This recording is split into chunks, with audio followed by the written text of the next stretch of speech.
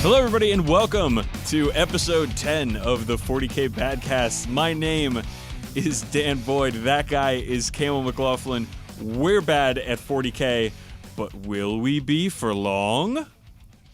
Yes. Spoiler alert, yes. Probably. The answer is probably. I want to give a special hello out there to all the 40k fuckboys in the room. You guys are why I do this podcast, and I can't wait to see your lovely faces.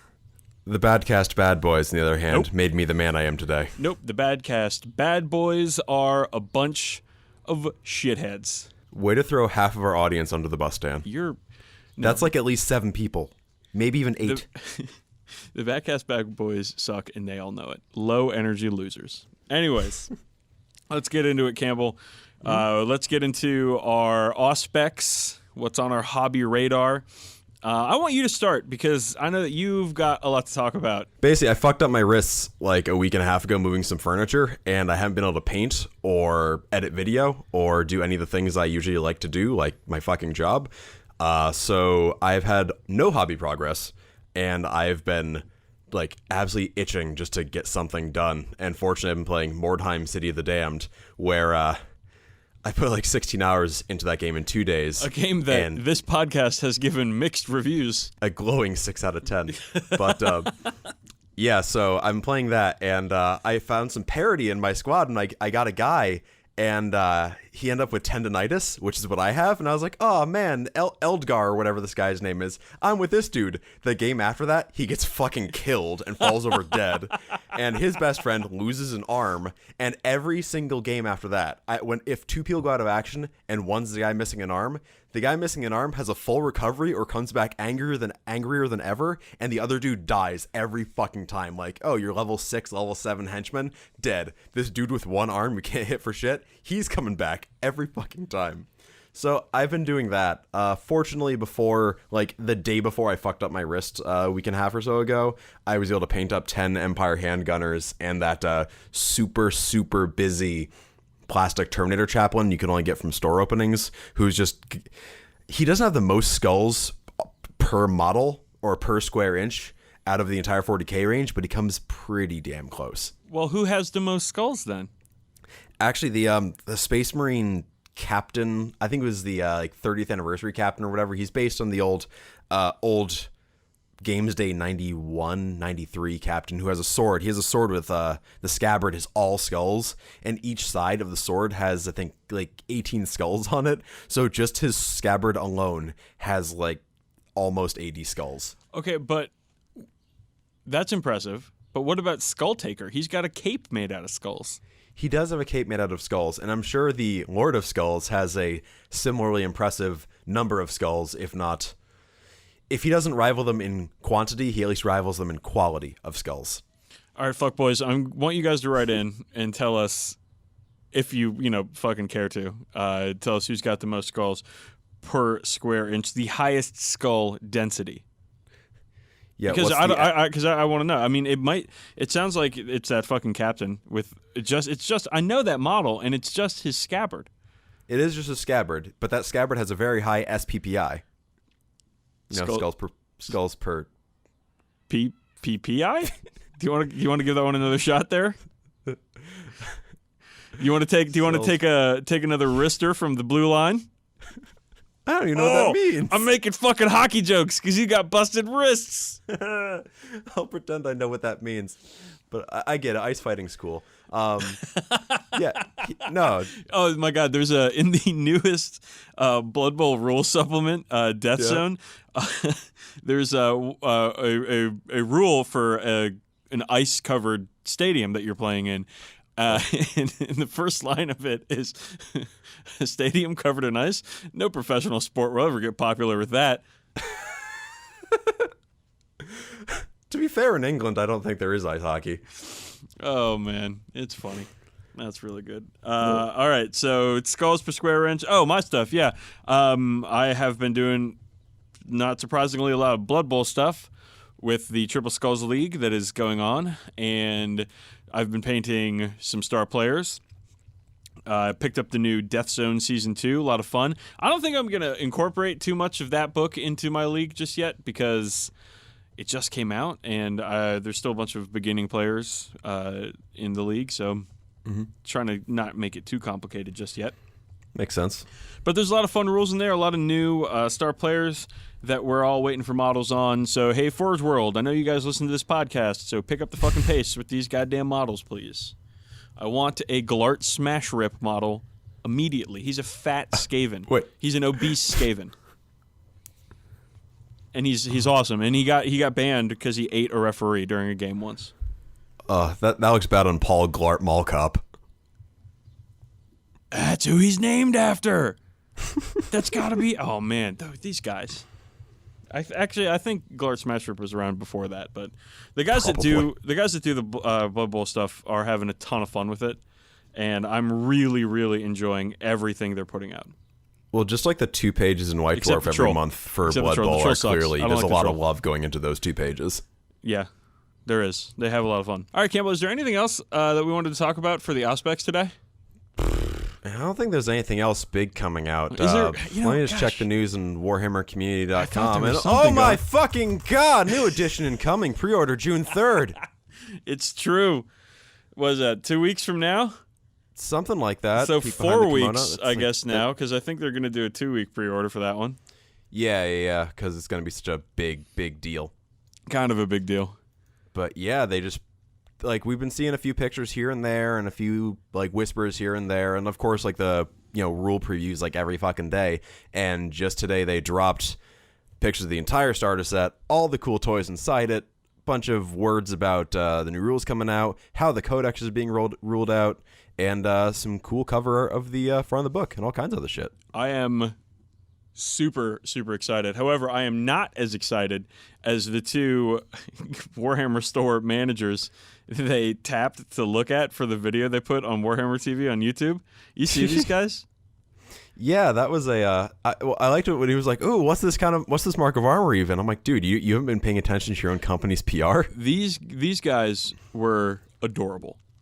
They're just a couple of, like, I don't know, middle-aged, chubby British dudes with adorable, I guess, Northern England accents freaking out about the new 8th edition stuff, and I was just chuckling into my cold pizza at lunch at work today. Pizza colder than your heart. You know what? I'll say it. Cold pizza is better than microwave pizza. Agreed. Microwave pizza is a fucking crime. It's like when someone makes grilled cheese or quote-unquote grilled cheese by just microwaving bread and cheese. No, that's how you get, like, weirdly soggy, hard bread and half-melted cheese. That doesn't happen. It happens. That's the thing that, like, divorced dads do. It's sad. Back on track. They have released the pre-order date for... This is also the first time, like, we've ever been current. Because we're recording this on the 23rd of May. And... this shit dropped on the 23rd of May, so I feel pretty cool about this. They have released the pre-order date for the new edition of Warhammer 40,000, along with a box set called Dark Imperium, along with a standalone rulebook and a bunch of indices, which I think are going to give you the rules for all of your factions. And they even used a how to get started graphic using some of the lady who runs Eagle Ordinary. Yeah. Which, it's great that they're using a lot of her art. She's her name is Sarah Kaiser. She actually lives around me. Is that right? Yeah, I should be her friend. You should try to make friends. Yeah, because her stuff is awesome. This shit is fucking rad, y'all. This is awesome. The new models are fucking fantastic. We're going to get into Primaris Marines in a little more depth in a minute. But let's quickly touch on the fucking Nurgle guys, the Plague Marines and friends. And I am fucking in love with these models. They are busy as hell. Like, I'll say that right now. They are busy models, but they are they're owning the aesthetic that 40k and GW as a whole have been going into since, like, the Putrid Blight Kings, if maybe not before that. And the sculpting quality looks awesome. The studio paint jobs are great. The variety of models is super good. And, like, Death Guard are not my thing. Like, I'm not really into that whole deal. But everyone I know who likes Death Guard, who likes Nurgle, is just jumping for joy seeing the pictures of these things coming out. Dude, the Feated Blight Drone. Have you seen this thing? Yeah, that thing's... I like the Forge World version a little more because I like the more minimal design, but this thing is pretty damn cool. I love how it's a Nurgle symbol, the whole thing. Oh, you're right. Yeah, that's Isn't so that fucking cool? cool. That is really cool. So they've got Plague Marines, Feet of Bullet Drone, the Lord of Contagion, who is a really badass. That guy is badass. Oh god, he's so cool. They've I love got the axe with chainsaws in it. You're right. The Noxious Blightbringer, the Malignant Plaguecaster, but the guys who steal the show are the fucking Poxwalkers. It's always the regular human-sized guys who steal the show. Like same with Dark Vengeance. The cultists were the best models in that set. And in this set, we've seen the grinning dude with the weird arm and the rifle before, but like the dude in the lab coat, the guy is using broken rifles as clubs. These guys are great. Two things. One, lab coat guy, I think they should have painted his coat black so it looked like a commissar coat. Because it's got the clasps on the front. Yeah, in the pictures of the whole set, there's a second one of him, and he's painted in the commissar coat. All right, that's cool. And they're all smiling. Yeah, they are. Which is creepy, but also that's what Nurgle is supposed to be. It's supposed to be happy. Yeah. No, they're all just happy to be. The only frowning Nurgle thing is actually the little Nurgling being stepped on by the Lord of Contagion. Well, Lord of Contagion looks pretty heavy, so I imagine that's not the most comfortable position to be in. No. Oh, you mean Paniscope getting stepped on by Lord of Contagion? Yeah. Modeled after Badcast listener Paniscope, who wrote a great story for us. That's what he looks like in real life. Not the Lord of Contagion, but the fat little baby being squished under his foot. They're releasing all the rules for everything. At once. Which, fucking great. Like, yeah. I can't wait to get my hands... I'm not going to buy the starter set. Okay, hold up. Okay. I might buy the fucking starter set. Yeah, you might. I might, because... Oh, man, maybe we are going to get into it right now, because I fucking love the Primaris Marines. All of them. They're so cool. Even the fucking Bumble Marines, the Assault Marines with the dumb gun shields, I fucking love them. Those guys are just Reapers from StarCraft. I don't care. They look great. So, all right. What we're talking about already, so we'll start with these guys. I think they look pretty damn cool. I don't like the gun shields as they are in those guys. Someone mentioned earlier if they're like, say, Templars, and you put like purity seals on them and paint them in some livery, they look cool. I agree with that. As is, those gun shields, I would leave them off if I was doing, say, Ultramarines like those guys. And I don't love the landing skids on their boots, but the models themselves look pretty cool. I have no idea how they can fly. Absolutely no idea. Well, that's why they're called Bumble Marines, because shouldn't bumblebees not be able to fly, but they do anyway? Oh, God, I mean, I don't know. That's probably apocryphal, but... I mean, it was spoken in B movie, and everyone goes to that for their facts about insects. Yeah, it's a documentary. I love these guys, man.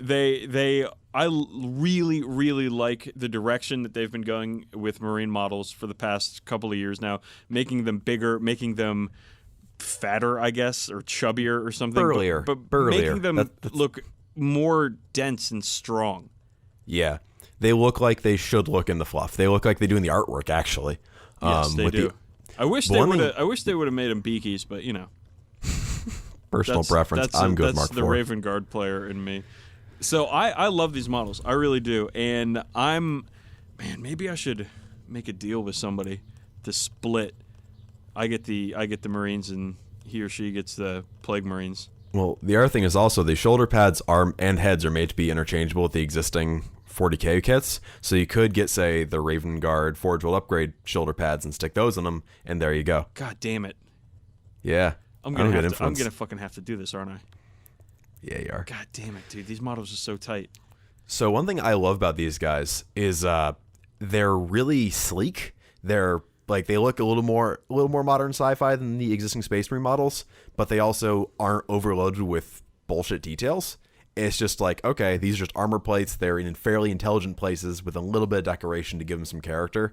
And there's not like these random baubles hanging off every dude's shoulder pad. There's not like no one's got an extra bullet hanging off the handle of their gun. It's all very like what they're equipped with, what they need to be equipped with, and they're not overloaded with detail. And they've got a very easy to read silhouette. And I like that a lot. And it stands really strongly in contrast to the Death Guard, who are just everything going on at once forever.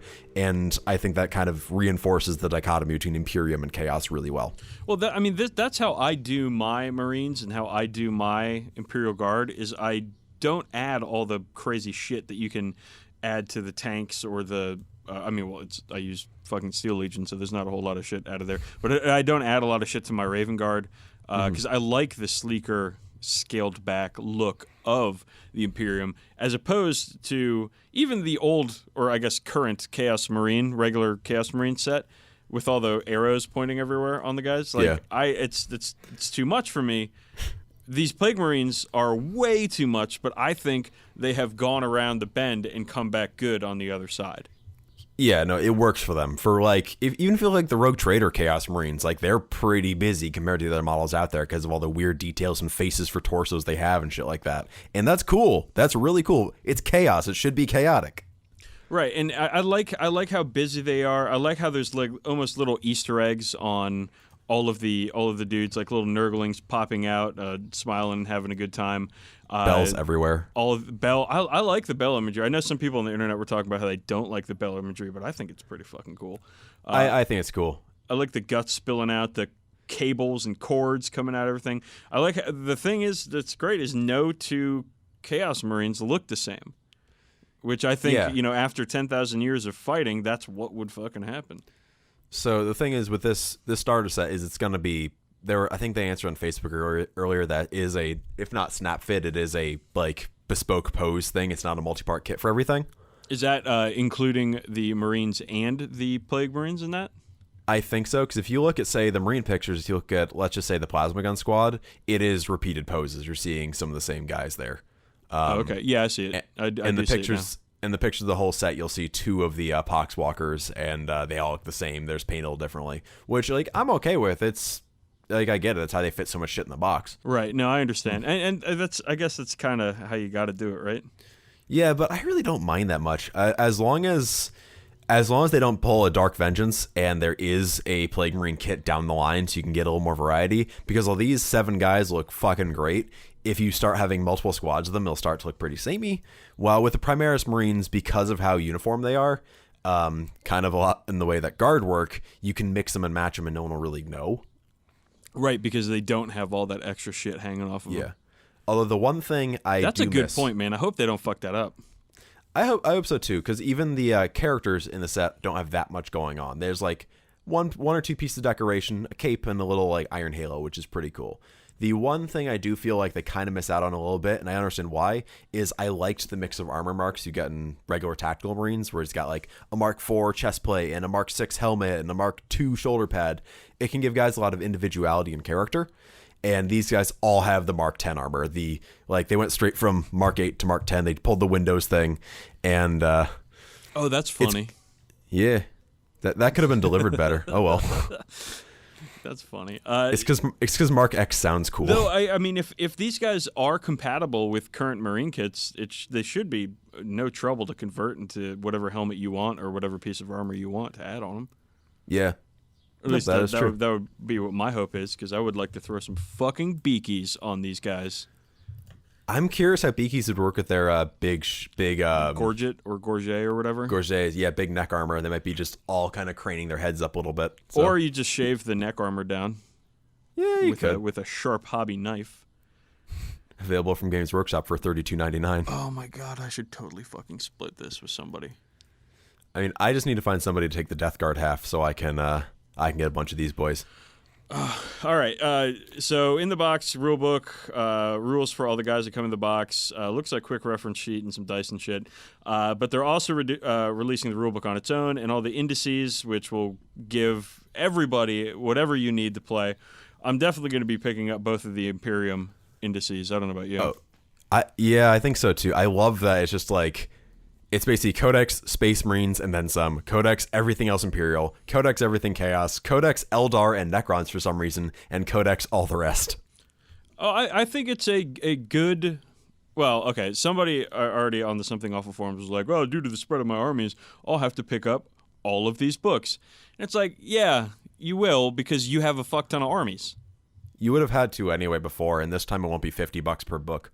Yeah, I think they're coming out like, what, 15 or $20, these guys? I think someone said they'll be priced the same as the Battle Tomes from Age of Sigmar, I figure. They're going to be softback. They'll probably be like $20, $30 each. I like that a lot more. Yeah, I like the overproduced hardback codices. I do, but they're going to do that. Convenient. They've already said that they're going to do that in the future, is that they're going to expand upon each army with the codices or codexes or whatever. Yeah, I mean, they did that with Age of Sigmar, again, with the battle tomes. I'm so fucking excited. This is so. I was kind of like whatever. Like I'll play it when it gets going, and these models, the way they're releasing this, I am fucking ready. I'm erect. I really like the actual codex cover or index covers too. They look very 4th edition to me, as does the actual rulebook cover, which I like a lot. And it's got that cool eagle fighting a snake around the Warhammer. That's so cool. I want to know what the characters do. That's the thing. So now there's Lieutenants and the Primaris Ancient and the Captain of Gravis Armor. Gravis Armor. A lot of people don't like it. I think it looks tight. He's kind of pudgy, but he looks cool. I also like that the Power Fist is like I guess a more updated Terminator armor, I suppose. He's still got the power pack. It looks like kind of more updated Artificer armor. I like it. I like that the Power Fist isn't a massive all-encompassing gauntlet that takes up the bulk of his torso. It's just a slightly bigger fist for punching. It looks better. They made the Marines bigger, and they look way fucking better. They're more proportional, and they're more intimidating. Okay. They're cool. We had a conversation last week, the week between when we record, and you said that you were a little bit upset about Primaris Marines. I am.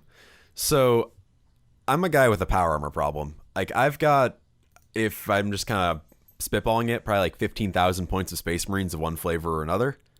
Because I like painting Space Marines. They're fun models to paint. They're fun armies to play. And it does bum me out that those guys are, as far as we know, getting kind of the sunset on them. Like, these guys are clearly the way going forward for Marine releases. I doubt we'll see another typical power squatting 28mm Marine model coming out. It's probably going to be these guys for the future. And I don't know how long this is going to take. That might take a year, might take 10 years. Who knows? But they didn't want to I can tell they didn't want to do the like Sigmarite thing where there's like, oh yeah, 3 of your favorite armies are gone forever now, but now there's these new guys. So I'm kind of bummed that it is more or less the end of that era. And I've got like half of a Black Templars army in the box right next to me that I'm not really enthusiastic about at the moment because they're getting replaced more or less. But I'm going to still be able to play the existing armies I have for at least the foreseeable future. So that's all right. I'm a little bummed about that. I totally get that. If I were working on a Marine list right now and I was, I don't know, say halfway or 25% into a Marine project and these new awesome models came out, I would be a little bit upset. The other hand is somebody like me who has a Marine army, finished it in fucking 5th edition, and hasn't really gone back to it as far as adding anything to it. I am fucking doing this. I am going to reboot my Raven Guard with Primaris models. And you also won't need to paint as many of them because they're a more elite force. Which is cool. I am so fucking excited to do that. I've kind of had a Space Marine itch for a while. You know, with when getting back into the hobby a couple of years ago and looking at all the Forge Word stuff for Raven Guard and looking at all they had a supplement with like Shadow Force Solak and a bunch Kion. And Kion and all that shit, and I'm like, oh my god, I want to do this so bad, and this is the opportunity. This is the time to do it. With a smaller army with a lower model count, I already have an enormous fucking Imperial Guard army. I can just mix and match, I guess, with the way that they're going to be doing army lists now. So I'm oh god, my body's fucking ready, Campbell. Just base them the same way as your guard and have at. You bet your sweet little butt I will. My thing on the other hand of this is like, all right, these models look fucking cool. They're closer to the background. They will play more like Marines act in the fluff, and it's the way going forward, and that's all dope. And that part of me is, I'm enthusiastic about that. I am a little sad for all the armies I'm kind of leaving in the dust, but again, I play with like Rogue Trader and 2nd edition models all the time, so what's the difference to me? Now my question is, how am I going to paint these guys? Because I don't know if I should paint them to go with my Templars, or I should paint them to go with my Retro Ultramarines and put them on Goblin green bases and paint them bright blue, or another chapter that's also retro and on Goblin green bases. Like, I'm trying to figure out what I want to do with these guys, because I think it'd be funny and throw people for a loop if I had a bunch of almost neon blue Primaris Marines led by neon blue Gilliman, but I might want to play it a little straighter. I'm not sure yet. That could be a lot of fun to have that. Or it could be an excuse to start a new project for a Marine chapter that you've always liked but never had the impetus to start. Yeah, like Blood Ravens. But you should. Oh my God, Campbell, you love Dawn of War. I do. You do Dawn of War videos for your other fucking thing. I love 2 out of 3 Dawn of War games, and I'm only sort of tepid on the 3rd. Oh my God, that's a great idea. Yeah, because I feel like it's the time. I'll admit I have been looking around to see if I could find Blood Ravens transfer sheets or decent 3D printed shoulder pads. So we'll see. I'm sure the transfer sheets are, at least if they don't exist, that they're probably easy to get produced for you. Yeah, there's people who do them. I know there was a Forge World transfer sheet a while ago that was really nice, but they don't make that anymore, of course. I'm sure that there's some vendors that do transfer sheets that you could probably bribe into doing it for you. Yeah, and they just have to call it something else, like Raven of Blood transfer sheet, or Ketchup Bird, whatever. Ketchup Bird. Oh, that's funny. That's really good. This release is great, man. Oh, you know what? I just realized something.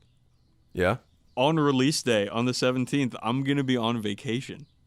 Oh, nice. I'm going to be in Portland with my girlfriend and not playing any Wait, which Portland? Oregon, not Okay. Maine. Get the fuck out of here. That's it. Portland, Maine is America's second favorite Portland.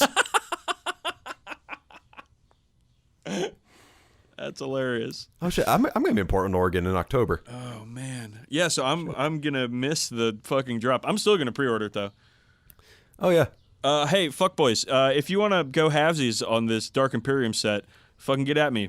Contact at 40kbadcast.com. I'm fucking serious. Likewise, also at contact at 40kbadcast.com. If there are 2 people that want to go halvesies on Dark Imperium set, fucking get at us because I think I just decided that I want this. It's gonna be good, man. It's gonna be real good. Okay, everybody, we've been teasing it for weeks. It's the 40K Book Club with a special guest. Campbell, you're not the special guest. No, why would you say my name first? I don't know, but our special guest is Jeff Hummel, ladies and gentlemen. Well, thank you. I'm happy to be introduced to the sound of 2 nerds clapping for me. Thank you very much. I'll add more standing ovation. I'll add more people in post. Thanks. Jeff Hummel is an emeritus member of the Independent Characters podcast and a current member of the Combined Arms podcast, which I listened to your guys' most recent episode last week, and it's pretty darn good. Oh, thank you very much. That's very generous of you to double our listenership. That's very kind. Well, by our powers combined, our 2 podcasts will total to be about 45 listeners. So it's I scratch your back, you scratch mine. And only 6 of them are our mothers, so that's all good. 1, 2. Okay, so we all have 2 moms at least, or does one of us have like 4 moms? It's 2017, man. Anything is possible. Get with the times. All right, so if you've been paying attention to our podcast for the last 3 episodes, we are going to be discussing the novel by Aaron Dembski Bowden, ADB, Cadian Blood, his first novel, which I believe was published in 2009. So we're really current here on the 40K Badcast. Hey, good fiction is good forever, I think. That's true, and spoiling good fiction is best if you wait a couple years after it comes out. That's a good point, and a good segue into our spoiler warning. If you have not read Cadian Blood and you don't want to be surprised, stop listening to the podcast immediately if you're still listening out there, one person. That's it. We're spoiling the shit out of this book. We're going to go over it book club style, go over the whole thing, the events that went into it, the characters that went into it, who died, what happened, and so on. So if you still want to read it and you don't want to be surprised, cut it now. And I don't know. I do want to be surprised. Finish reading the fucking book and then go back to the podcast. But here we go. So the whole thing starts on this world called Cather or Cather. I said Cather in my head. I don't know about you guys. Catheter. I also said Cather. But they get infected with a plague. I believe the plague is called the Plague of Unbelief. Mm-hmm. Now, I'm not sure why they call it the Plague of Unbelief. I think it's because it's said that people who do not have full, complete faith in the Emperor get this plague. That's the idea. It seems a little That sounds like propaganda to me. It sounds a little Calvinist, but, what are you going to do? All right, so this plague turns people into zombies. Yep, they'll be sick and dying, and then they'll pray for salvation, and Papa Nurgle will sort of give it to them in a sort of disgusting half life, maybe even a quarter life. But what happens are the zombies start overrunning the planet, and the planetary forces are quickly out of their depth, and they call for help. And who answers them? Acadian 88th and the rest of the Reclamation Crusade. So that's the Acadian 88th. There's the Jardis 6th, and there's one more. Oh, right? There's a bunch. There's a bunch. There's a bunch. It's They're all a bunch listed of at the beginning of the book, but you actually don't need to know who any of them are except for the Acadian 88th. Most of them end up dead before anything actually happens. However, it does start with this cute little propaganda handout pamphlet, which is kind of fun. Also, accompanying these Imperial Guard members of the Reclamation are half company of the Raven Guard. Your boys. Everybody's favorite. Not everybody's, but at least my favorite chapter. So I started reading this, and as soon as they mentioned Raven Guard, I was like, yo, what the fuck, man? Why haven't I heard about this book? Because I had never read it. Because it contains slightly more Raven Guard than Legion did Legion. Yeah, the Raven Guard do make it in about 6 sentences total in the book. Though, when that one Raven Guard captain rolls into the briefing and basically just looks down on everybody and is like, what's happening? Okay, cool, I'm going to go do my thing, and then rolls out. I thought that was a pretty cool scene. It was. I was going to say Aaron Dembski Bowden has obviously put a lot of thought, and he's talked about it before, into Space Marines being kind of on the spectrum. They just can't relate to human beings. They just don't understand what makes them tick. And so when you put them in a room with a bunch of officers that are kind of being petty at each other, they just don't have time for that shit. They just want to get to the point and start killing bad guys. I will say I did really like the way he treated the Raven Guard in this one. It reminded me a little bit of what Dan Abnett did with his Space Marines, his in quotes, in Salvation's Reach. If you guys have read that one, where a trio of Space Marines, only 3, help Gaunt's ghosts, storm this Space Hulk out in chaos-held space, and these guys are on the troop ship the whole time, and they are just completely alien, and they can't relate to people whatsoever. I mean, I feel like as much as I love Aaron Dembski Bowden, in this case, that's given him a little bit too much credit, considering how little of the book the Raven Guard are actually in. But then again, it's not about them. It's about the Acadian 88th. These boys, heroes all, veterans of many wars, and the well-trained, disciplined, and veteran kind of guard army that is the ideal guard army that really disappoints you when you actually play guard on the tabletop and they all die in one turn. That's right, and they're led by Captain Parmesan Thade. Parmenion or Parmenian, whatever, Thade, who is given, on during the defense of Cadia. They were seconded from Cadia at this point. They keep going back to this in the book, where the Acadian 88th would rather not be on Cathar. Yeah, when there are Chaos Space Marines and heretics and traitors walking on the ground of Cadia, they want to be back home fighting the good fight. Yeah, because I think at this point it's not Gathering Storm-esque levels of Cadian destruction, but it's getting there. Yeah, I don't think Gathering Storm was a glimmer in GW's eye when this book was written, to be fair, but yeah. No, for sure. But it is interesting the way that some of that 13th Black Crusade plot, even though it has been kind of retconned, will still fit in places. I didn't see anything in this book that would stand out as being just totally factually incorrect based on the Gathering Storm stuff. Completely. Well, that's a great thing about the 13th Black Crusade is they can just change it to whatever the fuck they want it to do. And then it's boom, that's what's happening. So what we're seeing here in this book is this is the spearhead of the Reclamation Force. Cathar is a valuable shrine world the Imperium does not want to carpet bomb from space. They don't want to even deploy heavy armor on the ground because they don't want to risk actually damaging any of the architecture. It's covered in shrines and cathedrals and churches where they're not even allowed to use heavy bolters. Like the heavy bolters that come on their chimeras, they're not allowed to fire them because the Departamento or the Administratum is worried about destroying all of these important religious relics on the planet. So their first mission, the Cadian 88th, is they have to go reinforce the Jardis 6th, who have been out in this giant monastery, defending it from the hordes and hordes of zombies that are covering the planet. And so they go, and they find no Jardis 6th. They're gone, missing completely. So they decide to figure out what the fuck is happening, and they descend into the lower parts of the monastery, all the while fighting zombies, hordes and hordes of zombies. There's a word for the zombies in the book. Does anybody remember what that is? Are you talking about the primary, secondary, tertiary level threats? Yeah, like there's a word for the zombies in the book, and I can't remember what it is. I thought the zombies were secondary. No. So the zombies were tertiary, right? So anything that didn't have a gun would be tertiary.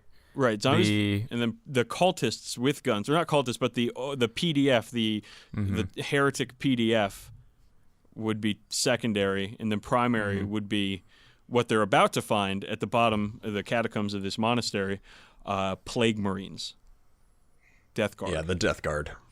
Right, so they're down there, and they end up fighting, I think trio or maybe a combat squad 5, Death Guard. The entire regiment has to take them on, and they end up killing all of them, but losing a ton of guys to the process.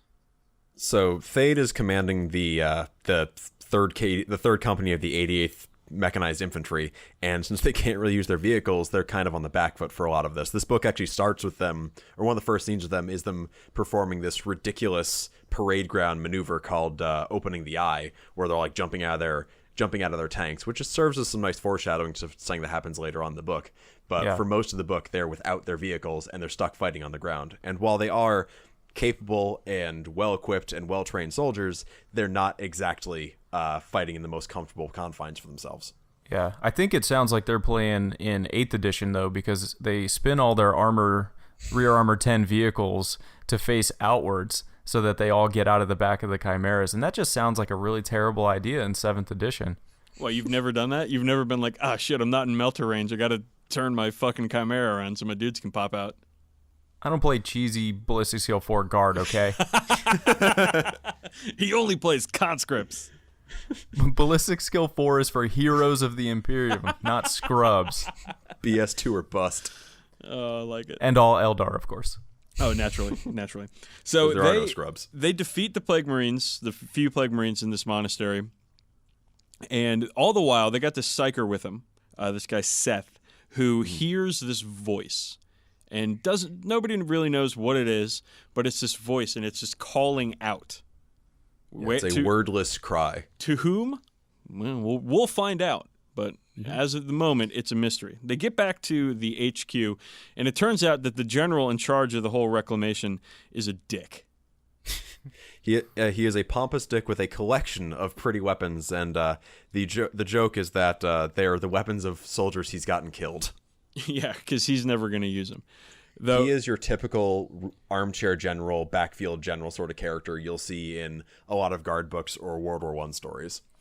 Not exactly an original character, yet still it's compelling in the case that you start to really like Thade during the first engagement of the 88th, and this guy is there to push your buttons. He's a heel, like in wrestling. Yeah. So he's pissed at Thade because he was like, hey, you have to hold this monastery. Why didn't you hold the monastery? And Thade's like, bro, the monastery's taken over. The Jardis guys are dead. There's fucking Plague Marines around. We came back to tell you about that, and it's not of any strategic importance, and we have to figure out how we're going to defeat zombies, cultists, and Plague Marines on this planet all at the same time now. And dude's like, oh, fuck you, dude. You're going to work for the Inquisitor now. Get off my shit. And that's what he does. He sends him over to Inquisitor Caius. Bastian Caius, an Inquisitor of the Ordo Sepulturum? The Ordo Sepultura. Sepultura? Well, he's there to expose the bloody roots of this problem. Oh, man. I should have... You know what I should have done before this podcast, guys? A, I should have read this book. B, Dude, I should have listened to Sepultura so I'd have more fucking Sepultura jokes because I think I was gonna say send me a link so that I could have even heard anything by them at all and joined in on this at all. I'm just sitting here quietly like I've heard of Sepultura before. La la la. That was a T-shirt in 7th grade that the cool kid wore just before he went out back and smoked weed in his car. Yeah. A 7th grader had a car? That must be a if you're really smoking cool that kid. much weed in 7th grade, then yeah, you're bound to stick around for a while. Dude, like, what kid is cooler than the one who's like smoking weed in his Pinto, listening to Brazilian tribal death metal in 7th grade? That's pretty great. 13 years old. He had the best mustache out of any of us. He had like 4 chest hairs. Oh god. Okay. So, Bastian Caius is an Inquisitor they're seconded to, who he's kind of like, he's a very classic Inquisitor character. Like, he's not super well fleshed out, but he's very straight-faced, and he's kind of there to provide some exposition for why they're there and why they're fighting on this planet. Because as things start to get more and more hopeless, Thade basically is like, hey, tell me what's going on here and why we're here, or I'm just going to lead us on a suicide charge because we need something to fight for. Yeah, he's like the straight man character in the book, where he's not played for any effect other than exposition, background, and he's just very, very straightforward. Just like, yep, here's the thing, and not. I didn't really like this character that much, honestly. I don't think he really brought anything. He could have like been on a ship, like in orbit or something, and communicating only via Voxcaster or Astropath or whatever, and he would have had the exact same impact on the novel. Yeah, I think you're right. Yeah. Although he did have a pretty cool, he's introduced in a scene pretty early on in the book where he's interrogating a heretic, and that scene's pretty fun and has a really gruesome and gross like demonic possession scene that happens in it. That is pretty cool. I feel like him and the Commissar though could have been combined into one character. Yeah. Rather than being 2 different dudes. Oh yeah, the Commissar. What his name? I couldn't. TNNG, I'd guess. TNNG is how I always read it. TNNG. Yeah. This guy. TJ. Commissar TJ. Commissar TJ he's saddled. The Katie in the 88th are saddled with him because the overseer, the general, doesn't like him. Doesn't like the Cadians. So he puts his Commissar on him just to be like, oh, you guys are a bunch of fucking assholes. You need a Commissar to straighten you out. This guy comes in. Yeah, he's there to hassle them. That's like his whole deal. He comes in and he's the most useless character. Like I don't understand. I like the book. You know, we'll get to how we felt about the book at the end, but this character just shows up, is a dick, and then he goes through like half the book like making friends with Thade. Like they get in a fight, like an honor duel in front of like the whole fucking regiment, and like they're like making progress with one another, and then at one point he just fucking dicks out and is like, all right, fuck you guys, I'm gonna kill you, and everybody's like, oh no you're not, and it's like, why? So he is a non-Cadian Commissar, and the Cadians see it as insulting to have someone not from Cadia assigned to their unit. So he is seen with distrust and suspicion and dislike right from the first scene he's in. But that's one of the reasons why Thade has the honor duel with him, is because if he wins or he loses, he's at least proven this guy is worth his stuff and worth fighting alongside the Cadians. And yeah, for a little while, he does kind of come off as one of their friends. Like, he's joking around with them a little bit. He's, doing a sly one-liner here and there, because a lot of characters are sly one-liners in this book. Yeah. And especially then, the Stormtrooper right when they sergeant. go, hey, we're losing, we need to use our heavy bolters so we can actually kill these guys, he gets pissed because that's against Reclamation protocol, and he will see them all executed or all court-martialed at the end of this operation. Yeah, he's completely insufferable. In the meantime...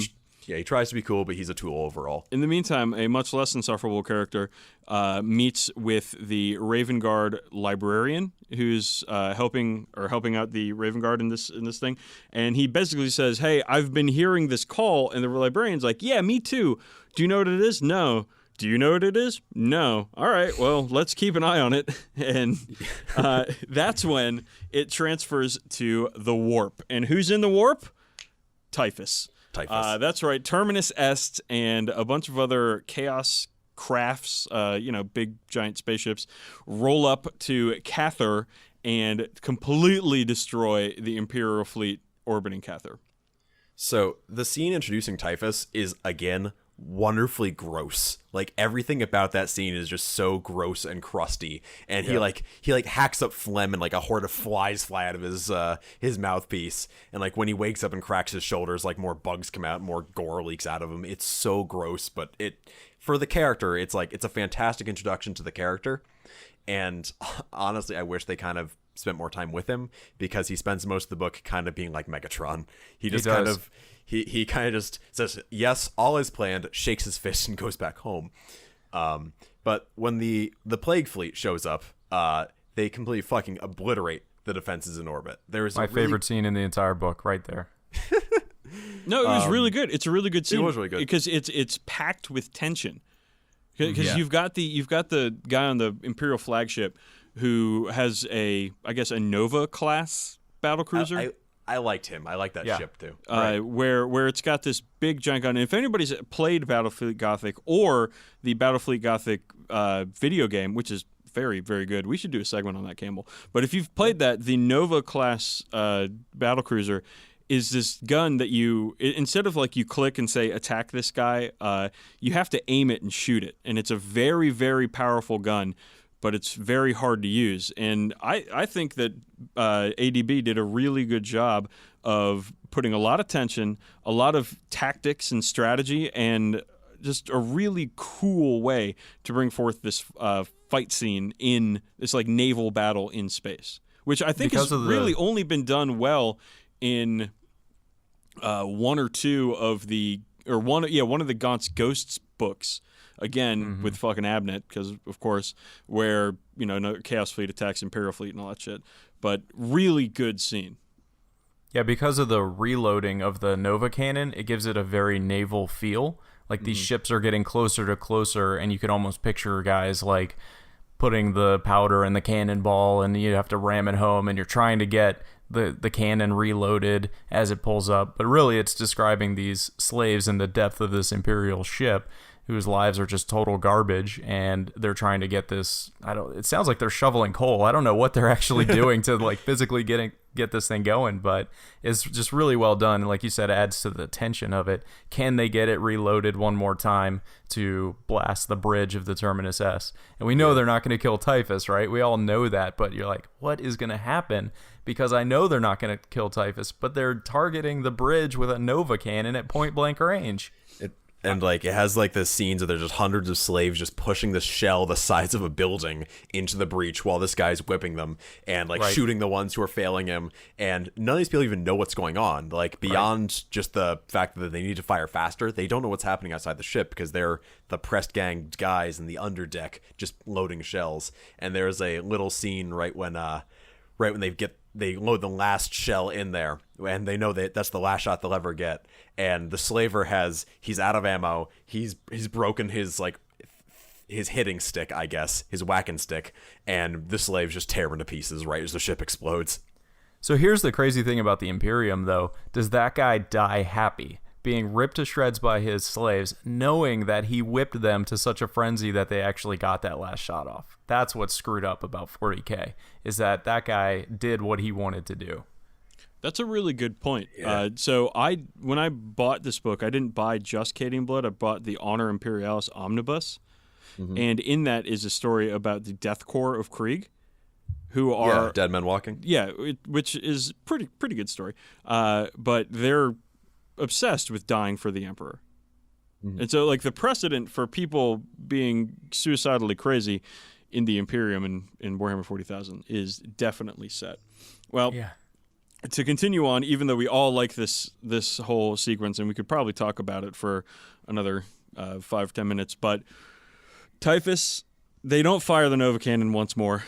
Typhus and the rest of the Nurgle fleet take them out before they're able to fire that one last time and cripple the Terminus S, though the Terminus S does take a lot of damage, but they don't make it. And not only is the entire Imperial fleet wiped out, the battle barge of the Raven Guard is also destroyed, with the Raven Guard making planetfall right before they would bite it on the battle barge.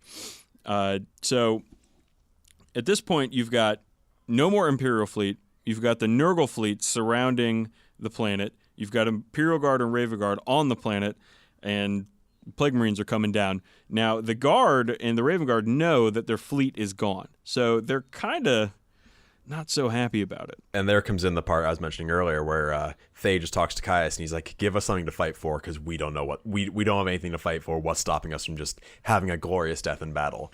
And that's when Caius tells them that he says it's only a theory, and it's all pretty much verbatim what actually is true. The Inquisitor is super exposition guy, isn't he? The whole time. Yeah, he doesn't really do anything except sort of follow Fate around and explain shit. Which is fine. I mean, that's a common use for a character in any sort of fiction. Let's say thanks to C-3PO. Yeah, right. But what happens is he explains to Thade that he doesn't think that the plague of unbelief, it was brought by something off-world. He thinks that it has existed on the world before any of Cather's civilization, or at least Imperial civilization existed, and that they have to go find whatever is buried underneath the ground that is the source of the plague. And buried underneath there is an ancient Death Guard vessel from the Horus Heresy that actually went down. And they decided to, for some reason, build a city on top of it. Yeah, there's a dumb line in the book where it's not like, the ship is at the foundations of the city. No, the ship is the foundations of the city. I rolled my eyes at that one. I was like, oh, God. Yeah, it's like Brendan Fraser in The Mummy, kind of. Oh, man, I remember when that movie came out. It was all right. Yeah. I like Brendan Fraser. But yeah, so basically this is there, and at the center of that is where the psychic cry is coming from that served as a beacon to bring Typhus back here. Because that plague didn't follow the typical path of Typhus's fleet that had been going through the sector. It just popped up here alone, completely removed from that, which is why they're here to investigate, because it is mysterious. So Seth, the Primaris Psyker attached to the Cadian 88th, is, he's sure that he knows how to find the Death Guard vessel that's underneath the city. The Inquisitor wants to kill him. The Commissar wants to kill him. The Kasrkin sergeant wants to kill him. Thade's thinking about killing him, but they're like, we have to find this thing. We have to find it. And we have to destroy it if we have any chance of saving this world. And they're racing the Death Guard to do so. Now, the Death Guard are pretty much the slowest of all the Chaos. But they're still Space Marines, so don't count them out. Sauntering around 4 inches a turn, but... And this is where the Raven Guard exit the book.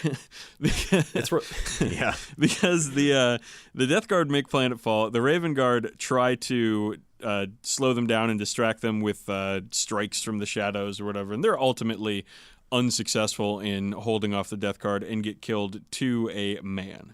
They get killed to a man off screen. Well, no, there's a little bit of Typhus fighting. There's it's like Typhus after the fighting where he basically rips the guy's head off and spits flies in his body and crushes the helmet and says some Megatron one-liner. Man, and, he that's really is Megatron. He's Megatron in that. He's more Galvatron if we're gonna get real. Yeah, since he actually ices people. Yeah. But anyway, the Raven Guard basically Jeff, says, do you have anything to say about Galvatron or Megatron? No, I wish that Typhus had killed Starscream. I mean, that would have been cool, but it just didn't happen. Maybe we'll have to wait for the sequel, the 14th Black Crusade. If we ever get there. When I'll have to pay another $80 for another stupid rulebook, but, So Jeff is apparently up on the news of today. Yeah. No kidding. Good for you. Oh, Grumpy Jeff is always up on the news. Don't you worry your pretty little heads about that. All right, so the Raven Guard are done. The Cadians are descending into the monastery where the action all started. with following the psychic beacon that this thing down there is broadcasting. And Seth, their psyker, is the one who's pointing. He's the divining rod in this ship. So they get down there, and it's, a big desperate fight to get down there. There's zombies and cultists and plague marines everywhere. Well, for a while, and then like once they get through the first few things, they get into they get through the past the marble, where it just becomes this utilitarian shitty stonework that's not there for the tourists to see anymore, and then that just seamlessly merges into the ship, and it doesn't really seem that different. Like when they're on the ship, they just say this looks just like the ships we have now. Nothing's changed in 10,000 years. Yeah, because it's all STC constructs, right? Yeah. And they go down there, and they find, at the captain's throne of the ship, a Death Guard Space Marine. A Death Guard Space Marine that was a chosen of Nurgle, basically. A Death Guard Space Marine that, during the Horus Heresy, was blessed, even more so than Typhus, to be a vessel for serious demonic energy. And what happens to our boy Seth? He gets possessed. Yeah, he was dead before he got there. Yeah, he had been leading them down there as the Death Guard guy for a while. Yeah. Are we thinking Demon Prince here? I mean, is that what we're thinking? I'm thinking Demon Prince. I think Greater Demon or Demon Prince, something big, not just not Greater Demon, because remember, Greater Demons of Nurgle specifically have a look. That's true. They're supposed to look like Nurgle. This guy is more of like a flesh construct when he starts with possessing Seth. So I'm thinking Demon Prince. Yeah, that's fair. And there's a cool scene of Seth fighting him inside Seth's mind, where it's just kind of like two fiery figures fighting each other, and he's represented as this space marine made of maggots, which is so gross. And the imagery in this book is really strong. Seth, it was good. Seth definitely holds his own for a couple of seconds against this, horrific Demon Prince, but he really can't do anything. He's a Primaris psyker. He's got like 2 fucking wounds. What are you gonna do? So he goes down and starts ripping apart the Cadian 88th. And taking their flesh to rebuild his form. Which is a loose... Canada! It's just like absorbing them and getting bigger as he does it. Yep. Seriously. Exactly like Canada in that film. Now it turns into an even more desperate fight, where the Cadian 88th are fighting a Demon Prince who used to be their friend Seth. And it is bad news. Inquisitor Caius bites it. He unloads his psi cannon, his shoulder-mounted psi cannon. And I want to ask you guys a question. Mm-hmm. This is the second book to include a shoulder-mounted psi cannon. Well, Eisenhorn has one, right? Yeah. Yeah. How come I've never seen one in the game? Yes, it's this big-ass heavy weapon that Grey Knights carry around. A shoulder-mounted psi cannon would be fucking rad. That'd be fucking rad. That does sound cool. Why haven't you converted one yet, Dan? Don't you know what this hobby is really about? If you think it's cool, you make one yourself and show the rest of us how it's done. Forge your narrative, Dan. That's right. It's certainly not about good fiction. But... So the Demon Prince just turns to Caius and just says, "Die," and he just does. He crumbles and dies, and it's bad news. But Parmesan Thade, he's the one who takes him out, right? Yeah. With his chainsword. Chainsword versus Demon Prince. There's a lot of guys shooting at it too. There's still like 150 guys at this point still alive out of the first 300 he was commanding fighting this thing. Well, they light this fucker up, and at this point, Typhus is still on the surface, fucking around with Ravengard, and he senses the death of this Nurgle Demon Prince that he was going to link up with, and Typhus is just like, "Nah, fuck this, man. I'm out." And they just get back in their ship and go back to space, and that's it. Yeah, I think. See, I was thinking more Mumra than Megatron as I was reading it, because he just goes back to his temple. Mumra. See, I'm just picturing him flying away, like how Megatron and all the other Decepticons could just inexplicably fly when they weren't even turned into jet planes. Yeah, they just stick their arms out and fly like Superman. I never got that because fucking Autobots couldn't fly, right? Yeah. But anyways, Typhus is like, "Fuck this, I'm out of here. This was dumb. I don't know why I even did this. Fuck you." Gets in a ship and goes. Now, there's still a problem on the planet because it's still covered in zombies and cultists. So our friends in the Cadian 88th are still kind of fucked. But what do? They fucking shack up, build themselves a fort, and they wait for the rest of the reclamation fleet to come to take back the planet, which is on its way. Yeah, and by basically they just figure they can hole up and wait for all the zombies and cultists out there to starve to death, and that's basically what happens. So I felt like months at least. A few months later, the reclamation fleet shows up, and they find this fortified area with a bunch of unshaven, dirty, and extremely smelly Cadians hanging out. And they talk about how bad the Cadians smell. Yeah, and like the officer who comes down has like this like snide look, just snidely reacts to them because they're a bunch of scruffy space hobos now. But one guy is it like walking into a Adepticon on Sunday morning? Hi-oh. Everyone's just as hungover. But one guy is not there at the base waiting for the reclamation fleet, and that is Commissar TJ. Oh yeah, Commissar TJ didn't make it. So after threatening to kill Thade rather, which led to the entire regiment pointing their guns at the Commissar, he was walking out after a job well done, thinking, I'm going to get a commendation for this. And Ban Jevry, the stormtrooper sergeant, who was like this like combat drugged up, beat up, shaved ape of a stormtrooper sergeant, says, "Hey, you got a minute?" Stabs him in the head and just leaves him to die. And everyone else in the regiment knows exactly what that means, except for Thade. He was the one guy who wasn't in on this. And that's the kind of thing that you normally expect from a Catachan regiment, but I guess Cadians are that badass too, that they're like, fuck you, Commissar. So they get rescued by the reclamation fleet, and our boy Parmesan Thade gets promoted to a colonel. Warden Colonel. And the very last scene of the book is them heading back to Cadia to fight chaos. So that's as happy an ending as you can really get for a Cadian soldier. That's all. When I saw Typhus was coming, I was thinking, I wonder how Thade's going to die in this book. That's what I thought, too. I thought Typhus was going to, like, wreck shit. I thought it was going to turn into a Typhus book, and I kind of wanted it to. So I feel like Aaron Dempsey Bowden hadn't really gotten good at writing strong villains yet when it came to this book, because there's not really a villainous character. Like, Typhus is a villain who shows up around halfway through the book, but until then, it's more or less like they're fighting kind of a force of nature. Like, the zombies just kind of appear when it's convenient for them to have something in the way, and the cultists are there to provide something a little stronger, as are the Death Guard, but it's more or less just the Guard fighting against a force, an NPC faction, really. They're not really fleshed out, unfortunately. I think that the strength of zombie stories... and I don't know if this one really counts as a zombie story, but the strength of zombie stories, I think, comes from the like insane situations that it puts characters through.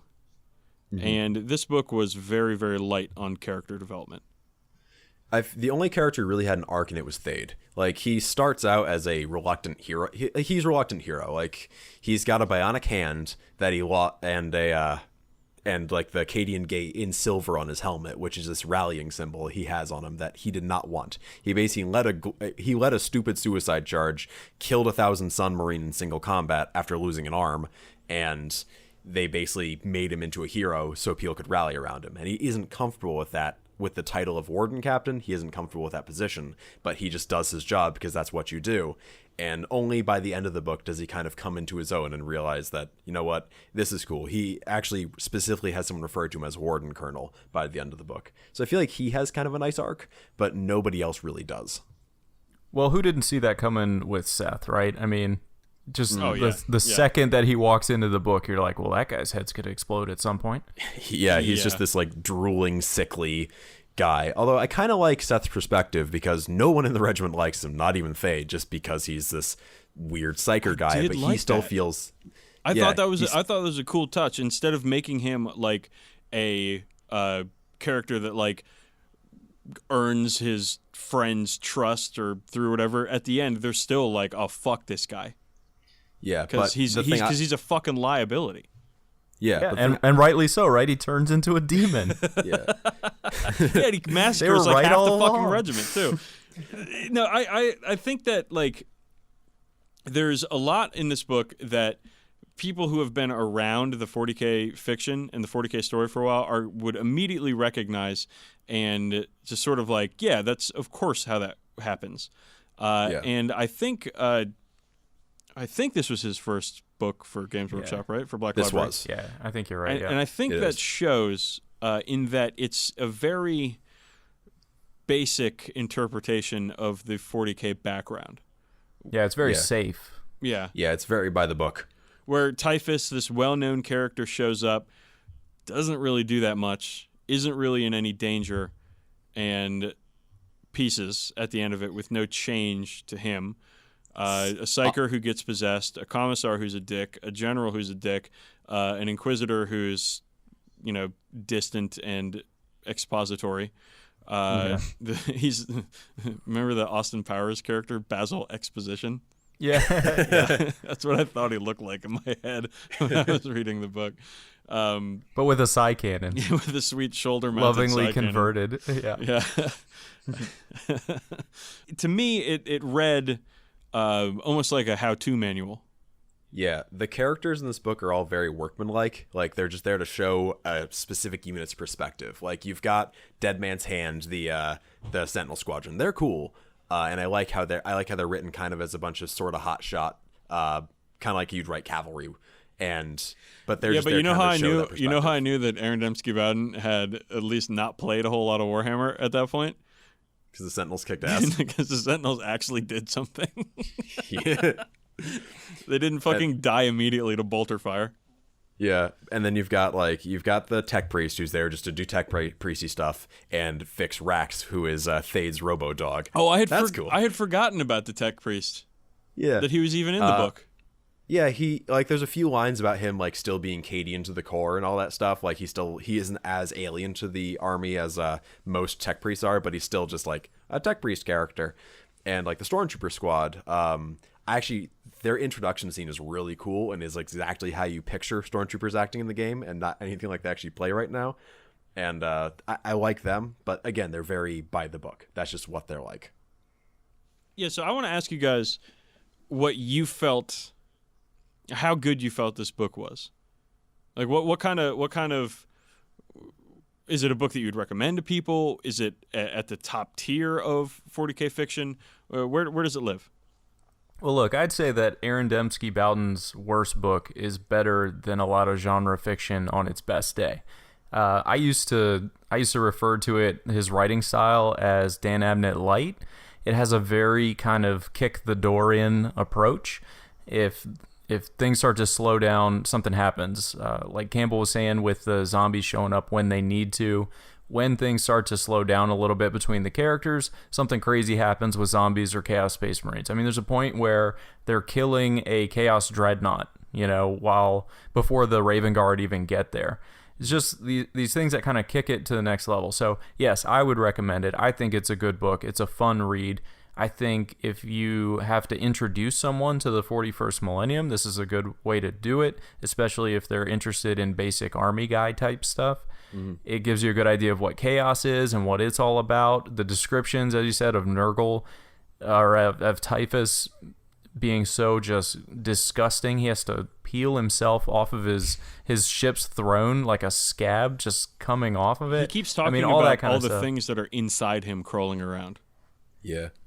Yeah, he's clearly not a dude anymore. Like, he's not a person at this point. He's he's a monster, right? And that makes it really neat, and you get an idea of how far removed, for instance, Plague Marines are from Raven Guard. They are not the same thing. We call them Chaos Space Marines, but they're clearly just not Space Marines at this point anymore, especially the ones that are the hero type characters. So this was one of the earlier 40k books I read.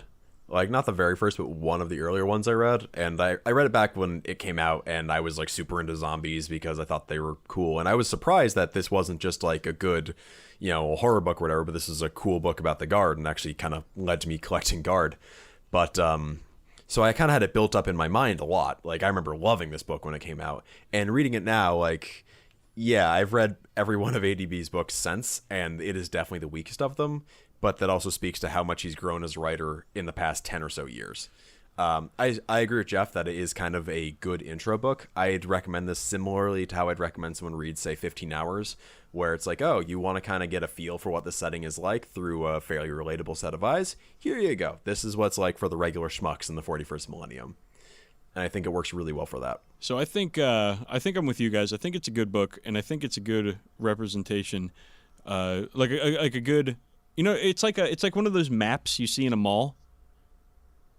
Like it shows it shows you the layout, it shows you where you are, and it shows you the important parts, but it doesn't like waste a lot of time with too much window dressing, too much too many drawings, or it's not to scale or anything.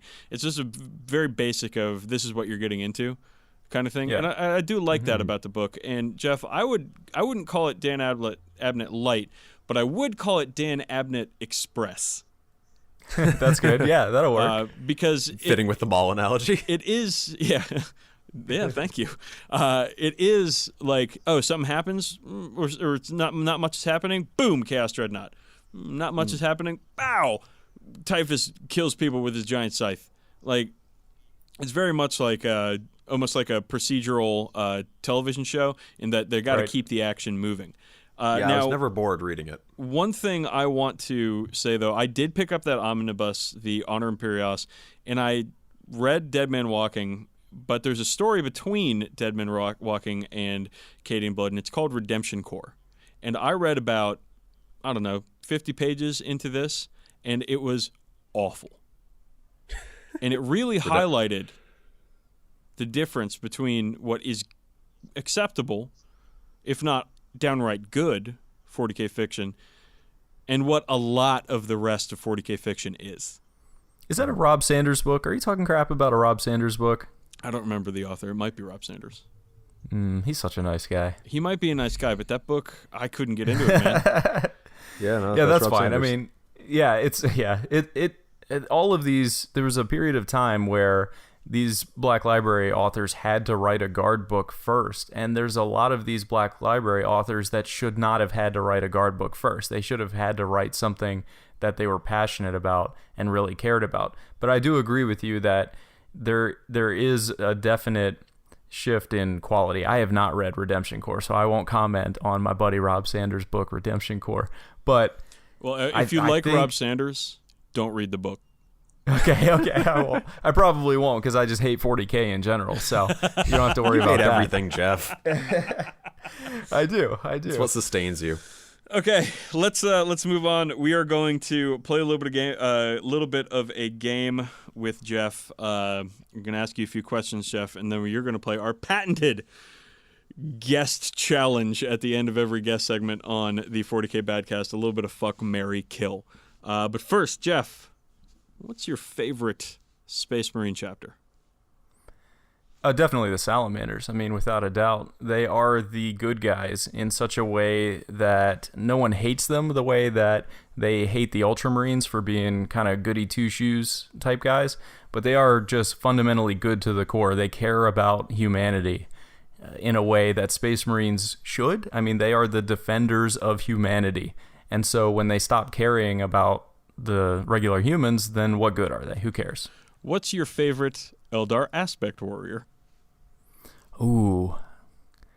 Wow, that's a really good one. I like Eldar a lot. I think warp spiders are probably the coolest because they do the warp jump kind of thing. And I think that's really neat, kind of shifting in and out of reality and being very nimble and that kind of stuff. Do you have a favorite hive fleet? I don't. I don't really particularly care about Tyranids whatsoever. What does Eldrad look like under his helmet? I would say beautiful. I would say even though he's so old, he has a certain masculine beauty to him. What is the most dad game you've ever played? Definitely that game at Adepticon that was World War I in 10mm. So the funny thing about that is I just kind of laughed. I was like, World War I in 10mm. I have to do this just to do it. I came back to my local gaming group and I told them about it and I was laughing. They were like, yeah, of course it was in 10mm. What else would you do in World War I? And I just let my jaw drop. I was like, how am I the last guy to know that? But apparently, if you're interested in World War I, 10mm is the way to go. I'm late to the late war. Okay, it's time, buddy. Fuck, marry, kill. Primarchs. My soul is prepared. Is your body ready? It is. Well, maybe not, because for sure, fuck has to be Fulgrim. I don't hate Fulgrim in the way that Dan does. I actually think that that's one of my favorite Horus Heresy books, if not my absolute favorite, because of the decline of the Legion itself. I think it's a good kind of arc of it. But if you're going to have a shot at just fucking a Primarch, you want the one that's going to do the best job and be the most fun and the most exciting. It is a singular experience. No. It's not. No, a million times It's not no. It's not called sweet lovemaking with a Primarch. It's fucking a Primarch. This is Slaanesh. Jeff drunk at a bar, and he sees a girl, and he's like, Campbell, Dan, I'm gonna fuck that girl. And I'm like, no, dude, that's a fucking phone booth. Don't do it. Nothing good is gonna come from this. Don't fuck that phone booth. He's like, oh, she's so hot. Oh my god, dude, Fulgrim is only about himself. He's only about him experiencing all the things to experience. He's not gonna be good. I don't know, man. I think it'd be quite a journey. You'd be like, that was amazing, and he'd be like, oh, you're still here? Yeah, exactly. That's fine. All right, please continue. Well, I definitely would have to marry Vulcan. I mean, is there any doubt that Vulcan is the man that you want to spend the rest of your life with? He's strong and muscular. He's the kind of guy that would change out your transmission for you over the course of a weekend, you know, and then he's just hot and sweaty and has to hop in the shower and stuff like that. And then, you know, when he's out, he would wrap his big, strong arms around you and hold you while you binge watch, BBC television series on Netflix until you both fall asleep on the couch. You'd be walking with him, and you'd be kind of cold, and he'd give you his drakeskin cloak. Yes, exactly. This guy gets it. I also have it on good authority that he's good with his hands. Oh, I can only imagine. So we come on to our last entry. Who do you kill? Oh boy, that's a tough one for me because I'm kind of torn between Angron and Russ. Really? okay. Yeah. I wouldn't want to just kill them, like sneak up behind them and slit their throat. If I was gonna kill them, again, this is your chance to like kill a Primarch. So you want it to be in single combat, and then I'm gonna take him down. I want it to be one of the guys that's good at combat. And I'm not a close combat type player in 40k. I just don't do that sort of thing with my armies. So those are probably some of my least favorite Primarchs because of that. So if they were gone, it wouldn't be that big of a deal. All right, I think I get that. They're both kind of a mad dog character. Yeah, Russ is so overrated anyway. I'm so done with that guy. Fuck the Space Wolves. Space Viking wolves. awful. Come on, seriously. Bunch of Seriously? fucking jagoffs. You should spend more time in the Fang. Come on up and have an ale, brother. All right, so that's going to do it for awful. us. Jeff, thank you so much for being on the show, man. We really had a good time. Hey, thank you guys for having me. I really appreciate you letting me come on, and everyone should listen to the Combined Arms podcast. Yeah, make some plugs, man. Tell them how to reach you, what you're doing, what's going on. Yeah, you can find us on iTunes. I don't even know what the website is. Does anybody even bother with that with a podcast? Just go on iTunes or Google Play or whatever. And we also have a Facebook group, so be sure to join up. Like that page. I live for your clicks. And your dicks. All right. I'm Dan Boyd. The Clicks and Dicks podcast will air right after this. Hey, Campbell. Yeah! Wasn't that segment fantastic? That was very good, he said, not recording it before the segment was recorded. I thought it was a great segment. There was one of our best. Many laughs. And that thing he said about your mom.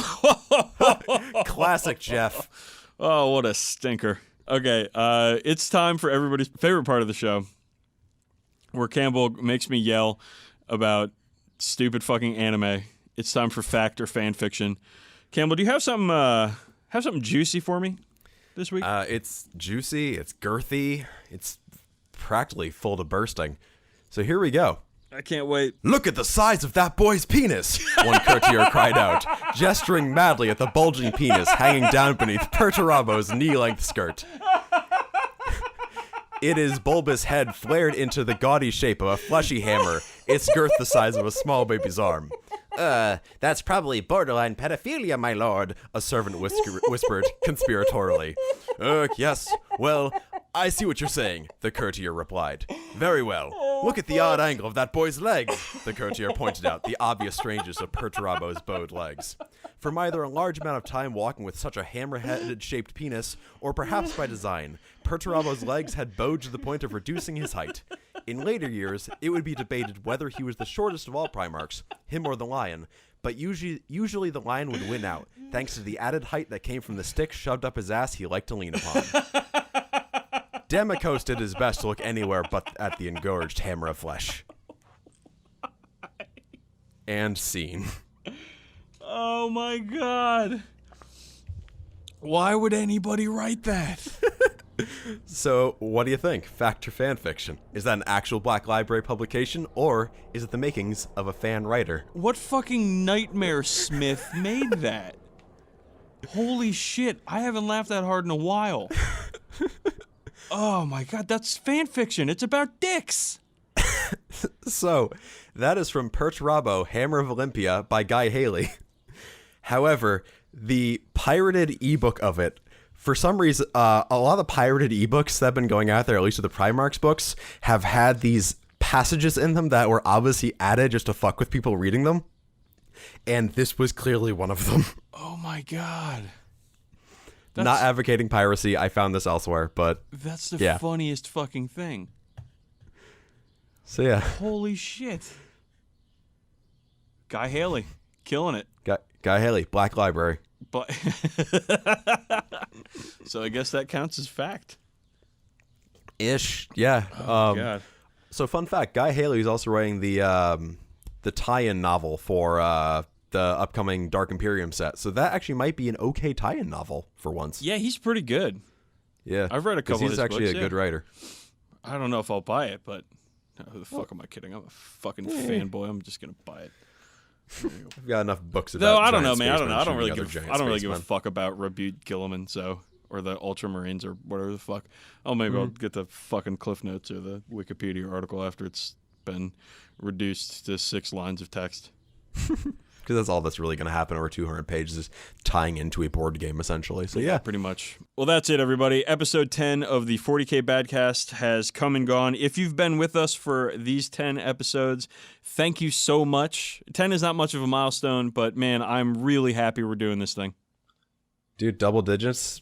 We're up to that many listeners now. We're getting around between 1,000 and 1,200 downloads per episode, which is pretty fucking good if I say so myself. I'm kind of shocked, actually. The 40k fuckboys are really coming out for us. The Badcast bad boys always deliver. So you can contact us at contact@40kbadcast.com. You can find us on Twitter. I'm at DBSleazy. He is at BrotherSRM. Please get at us. We will play Warhammer with you. We will yak about Warhammer with you. We will share pictures of our cats with you. We'll do all this if you just speak to us.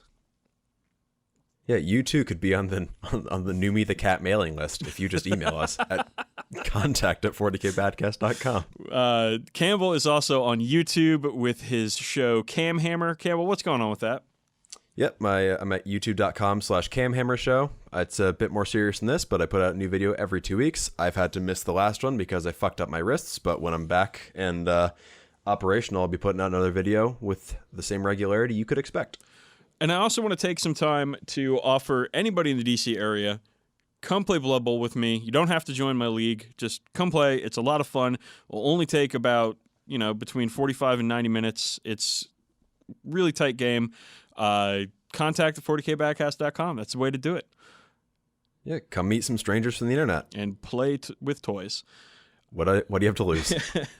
Your life. I want to thank Jeff Hummel, whose name I have misspelled in my notes here, and thank him for a really hilarious segment with the 40K Book Club this week. I had a ton of fun with that. He's a great dude.